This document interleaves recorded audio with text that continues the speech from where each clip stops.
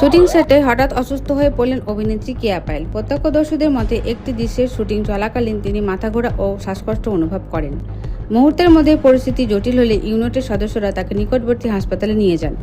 বিস্তারিত আরও জানার আগে আপনি যদি আমাদের চ্যানেলে নতুন হয়ে থাকেন, আমাদের চ্যানেলটি সাবস্ক্রাইব করে আমাদের সঙ্গে থাকুন।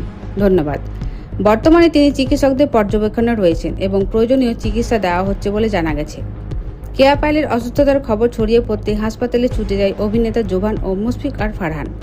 তারা কেয়ার কেবিনে গিয়ে কেয়ার খোঁজখবর নেন এবং চিকিৎসকের সঙ্গে কথা বলেন।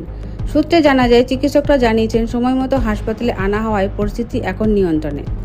হাসপাতালে উপস্থিত হয়ে জোভান বলেন, শুটিংয়ের চাপ ও টানা কাজের কারণে এমনটা হতে পারে, তবে এখন সবচেয়ে জরুরি হলো কেয়া পায়েলের সম্পূর্ণ সুস্থতা। মুশফিক আর ফারহান জানান, সহশিল্পী হিসেবে তারা কেয়ার পাশে আছেন এবং দ্রুত আরোগ্যর কামনা করছেন। প্রোডাকশন হাউসের পক্ষ থেকে জানানো হয়েছে, কেয়া পায়েলের পুরোপুরি সুস্থ না হওয়া পর্যন্ত শুটিং স্থগিত থাকবে। আপাতত বিশ্রাম ও চিকিৎসা তার অগ্রাধিকার। বিনোদন মহলে সবাই তার দ্রুত সুস্থ কামনা করছেন। এই ঘটনায় আপনার কি মতামত কমেন্টে জানাতে ভুলবেন না। ধন্যবাদ।